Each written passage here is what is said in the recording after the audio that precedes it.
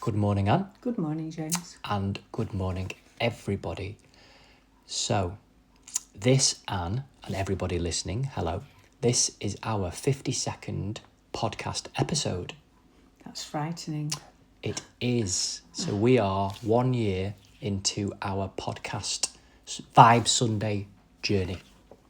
And what a year. It's gone so quickly. We say that all the time, but it is true. It really has gone quickly.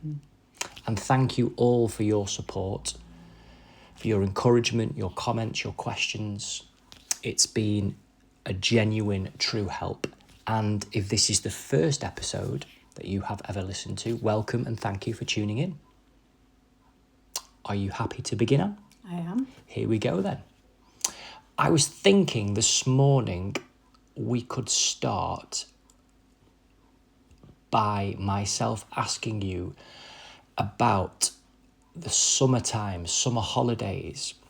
The reason being it's coming towards the end of the summer holidays for a lot of families in the United Kingdom.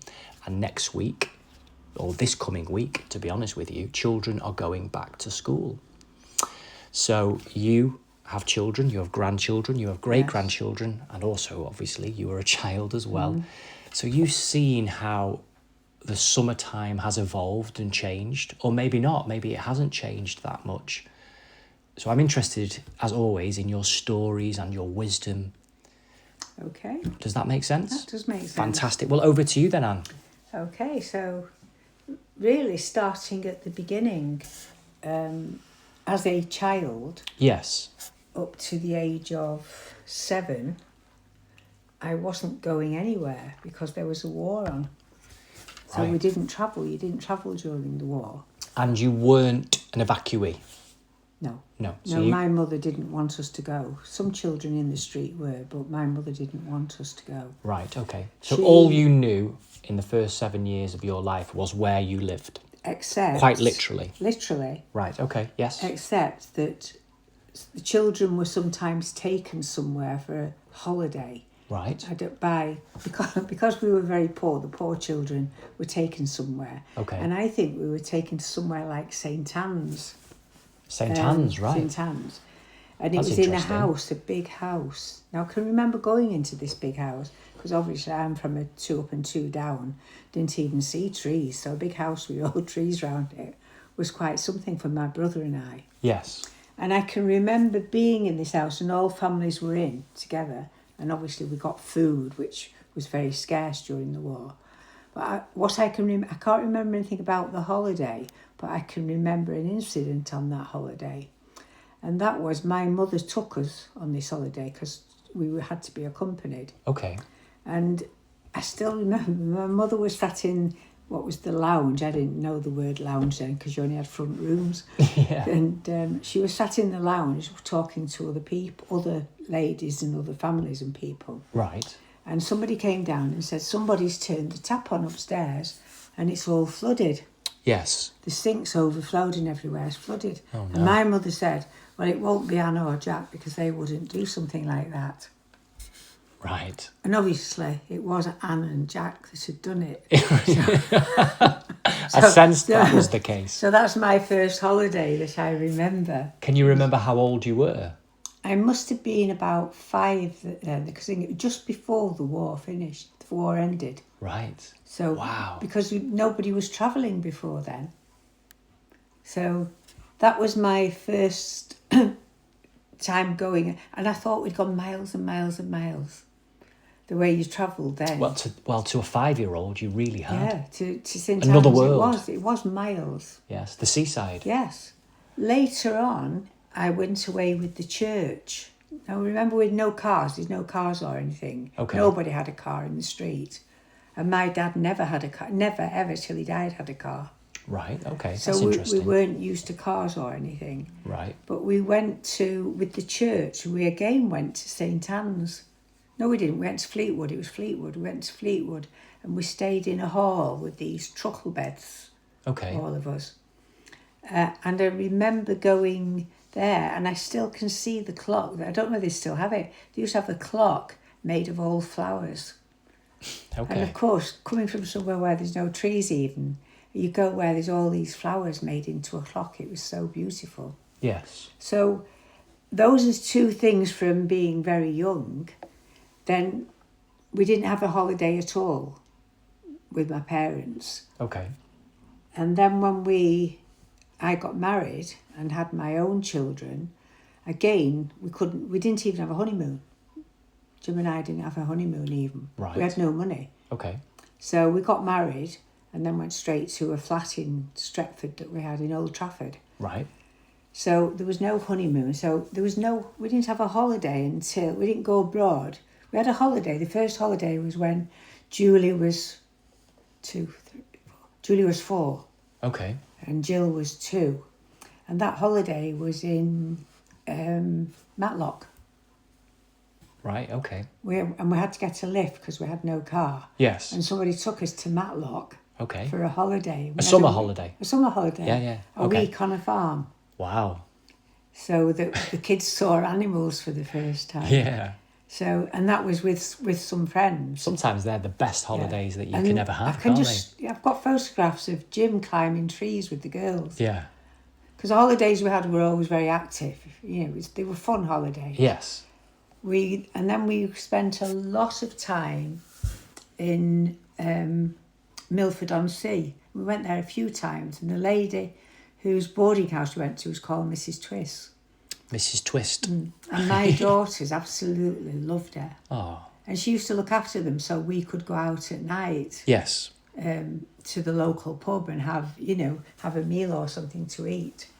So, and again, Milford-on-Sea is all stone.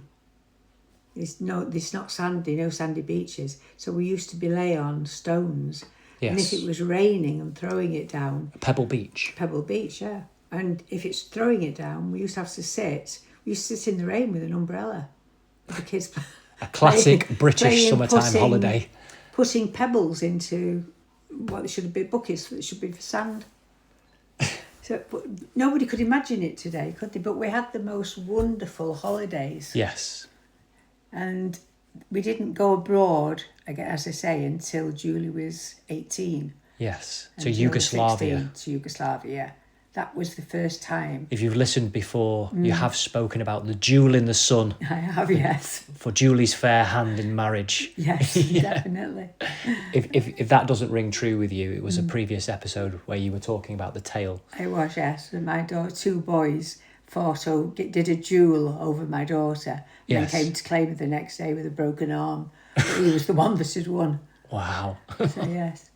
So, Yeah. completely different. Yes. So what I'm trying to say is there were no expectations. Because when we went away, we didn't have money to spend. There's a lot to be said for simplicity, isn't Yes. there? And there's also a lot to be said for having limited choice, which we often see in life. And I can fall into this as well, as a lack.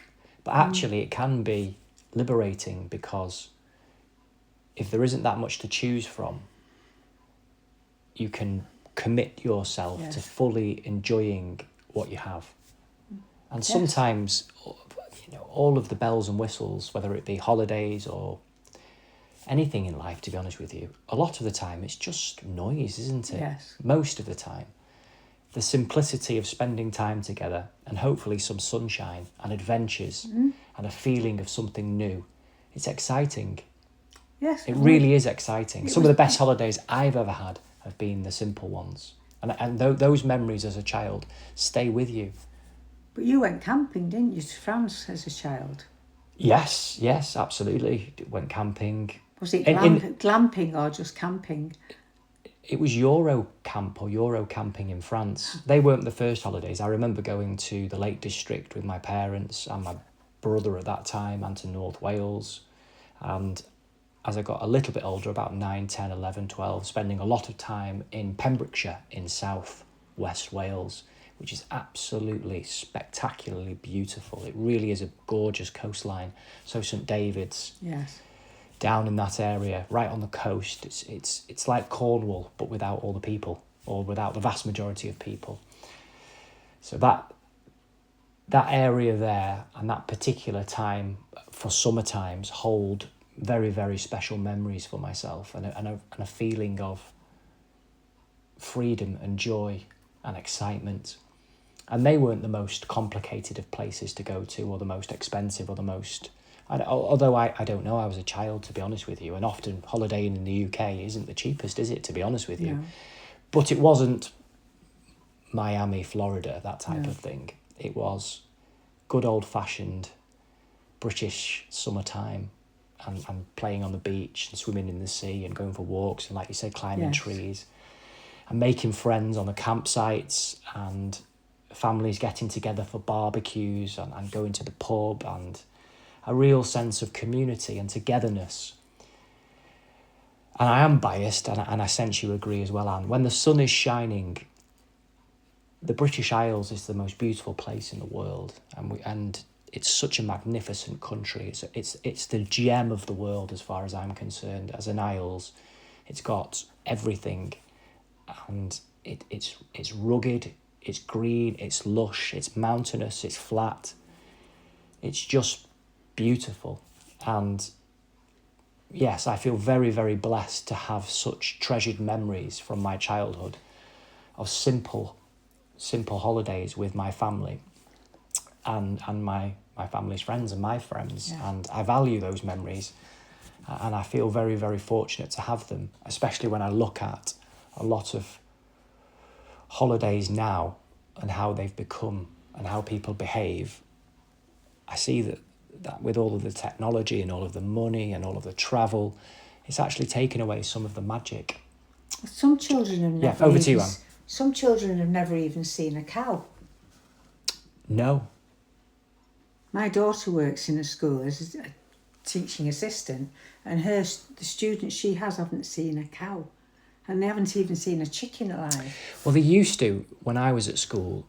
Now, obviously, it depends on where you live, and I did see cows and sheep and other farmyard animals just in the area where I lived, because Yes. we did have some agricultural area, so I was accustomed to it. But I do know my primary school, and I do know other primary schools in certain areas where farmland wasn't on the doorstep. They used to have days out, so they would go to farms and parks and other places to see different aspects of life. But we don't do that now, do we? That's what I sense you're saying is Yes. why is that not happening? I'm saying this, I suppose, rhetorically and just thinking aloud, but why is that not happening anymore? Why are children not having days out like that and having experiential learning rather than just theoretical learning, being out in the world and seeing things for themselves? When I was 8... On the school bus. On the school bus, everybody's singing. Can you remember? Everybody's singing on the school bus. And all of the rowdy, naughty ones School buses. went to the back of the bus, and all of the goody two-shoes would sit at the front with the teachers, and we'd all sing. Yes. And cause trouble. It is so different. It's very difficult. Yes.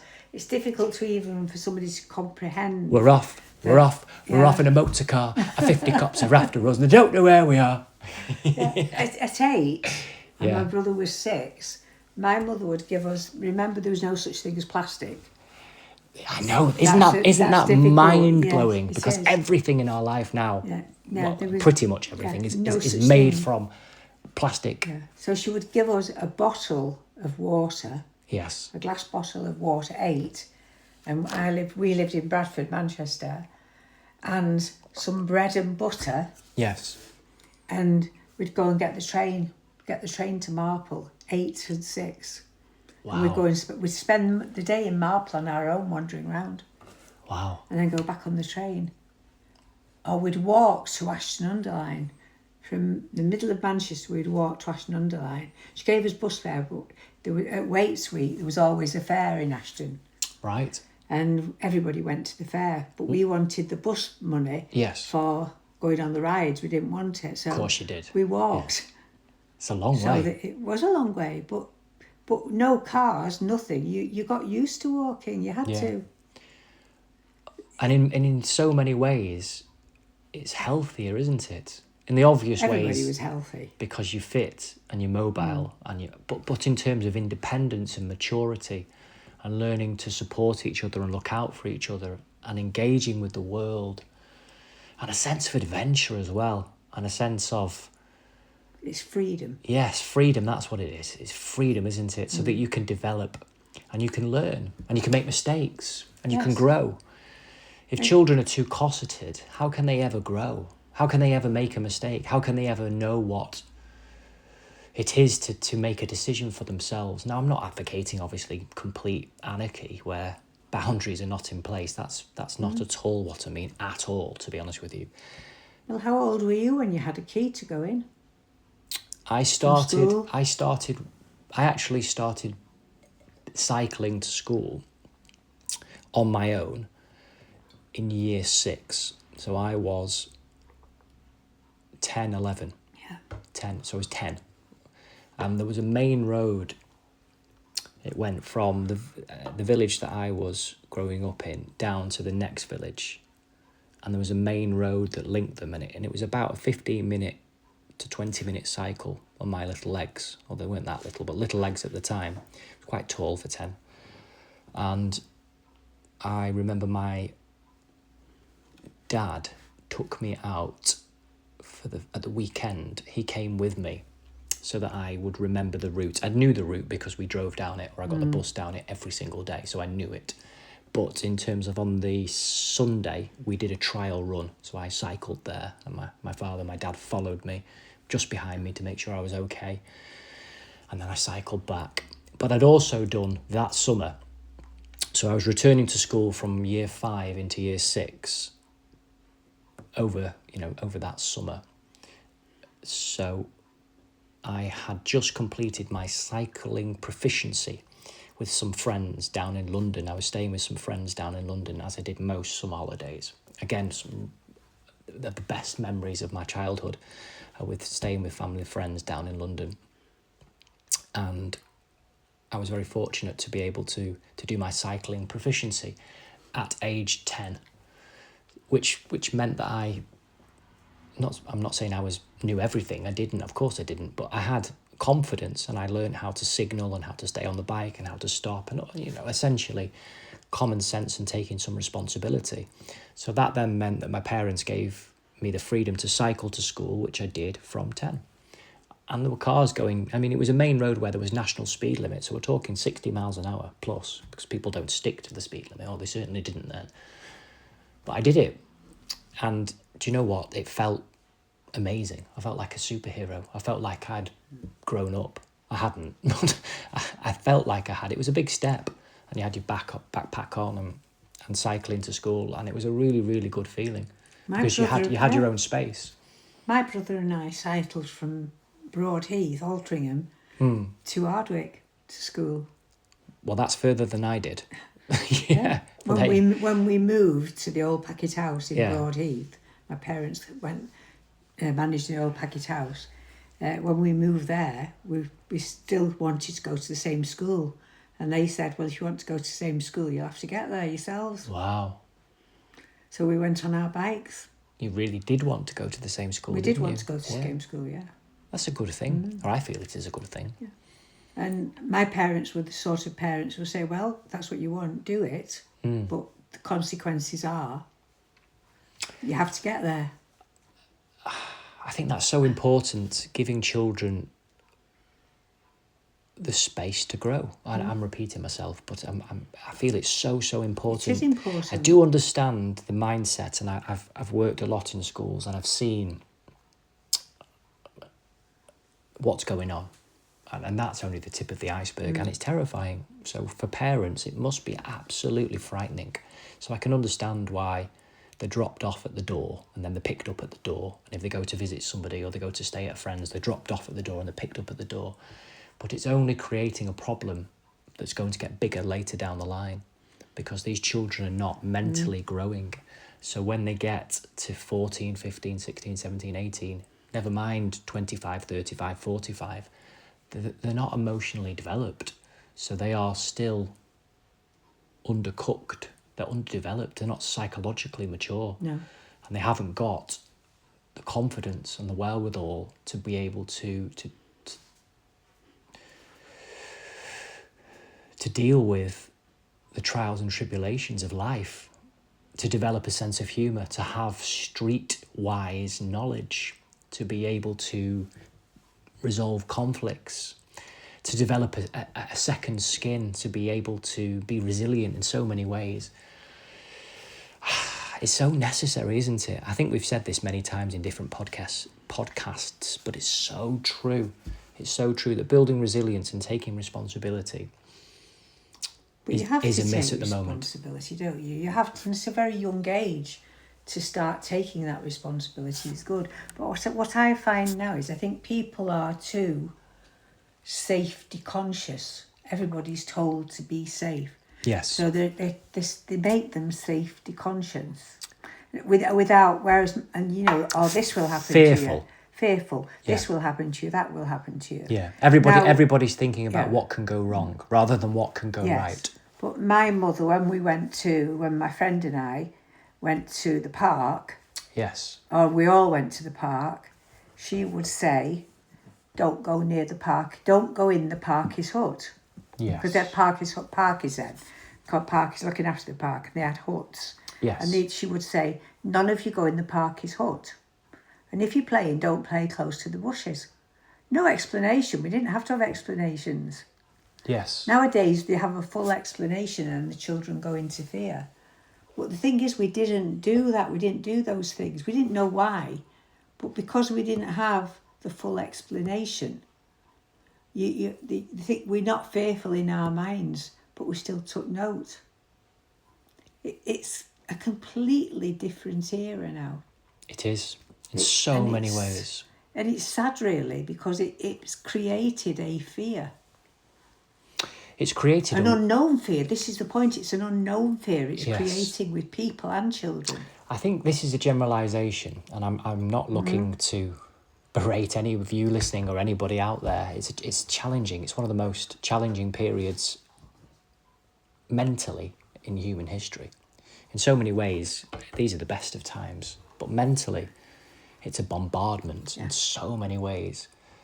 But it's not, to my mind and to my knowing, it's not producing likeable individuals. It seems that we have a country, a generation of weak, lily-livered, spineless individuals. And that's from leadership down. I'm not just taking aim at children. That's from people in positions of power, governance, the literal government, and people who are running organisations, powerful organisations, wealthy organisations, all the way down to the everyday person. Of course, there are so many good people out there advocating change and passionate about so many things and have strength in so many ways, so many good men and women out there in this world. And there are so many inspiring young people out there who are courageous and brave and bright and intelligent across the spectrum. So there is hope.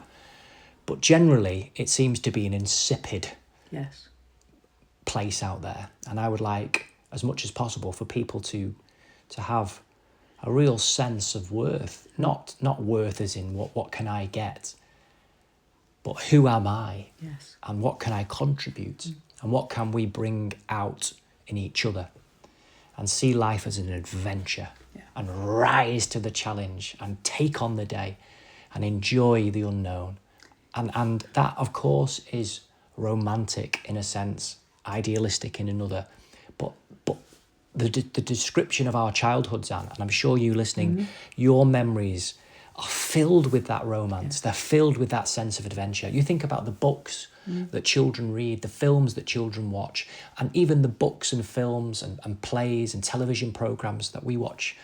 You know, all of us listening, us talking, and everybody out in the world, you all listening, we're looking at that adventure, aren't we? We love stories where there is jeopardy. We love it when there is a sense of potential and a coming of age and a real sense of rising to the occasion, of seizing the moment, and of justice and of victory and of goodness. Yes. We absolutely love it. It is the narrative that we reflect and tell ourselves over and over and again.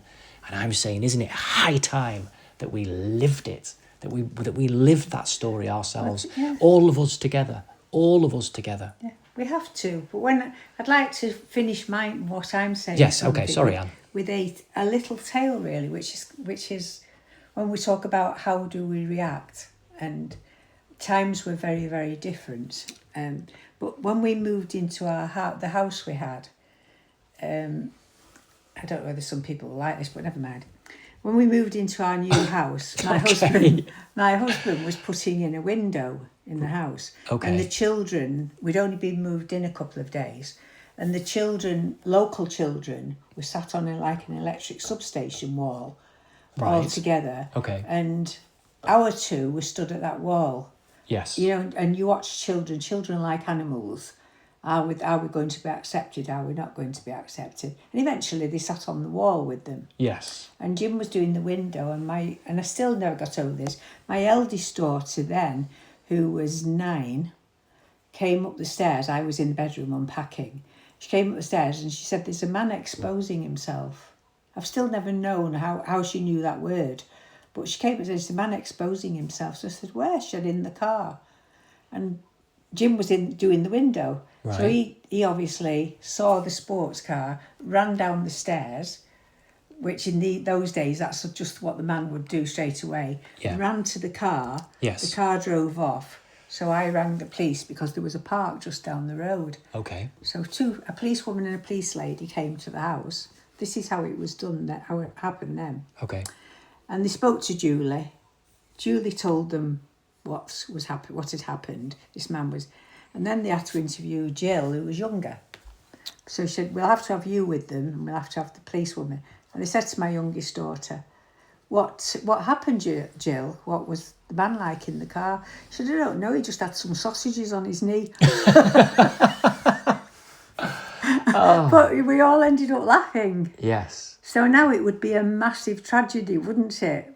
But there was Yes. still humour in it. What I'm trying to say is, even with the policeman and the woman, there was still humour. Yes. Did they laugh? I thought they laughed. None of us could contain Yes. ourselves. We just had to say, "Go out." So in a sense, I feel you're saying in the stories you've told this Yes. morning, Anne, and your previous stories, that life was more innocent, Yeah, absolutely. and that facing the trials and tribulations and the fear. Yeah, 9, 10, they'll be learning about sex in primary school these days. Right. Okay. Well, maybe that's And she had, that's they didn't another even conversation for another day, Yeah, isn't and for it? them it was sausages. Yeah. Oh, for Jill it was sausages. Yeah. Julie, it was explosion. Exposure. Wow. Isn't it a child's mind is so fascinating. Yeah. Everybody's mind is fascinating. I have to say, Anne, and I am repeating myself if you've listened to the episodes before, that it's such an honour and a pleasure and a privilege to listen to you share your wisdom and your stories, because it's enjoyable. But more importantly for me, I think it's vital that we remember the best of who we are and remember the spirit of community and British community and of generations gone before it's too late.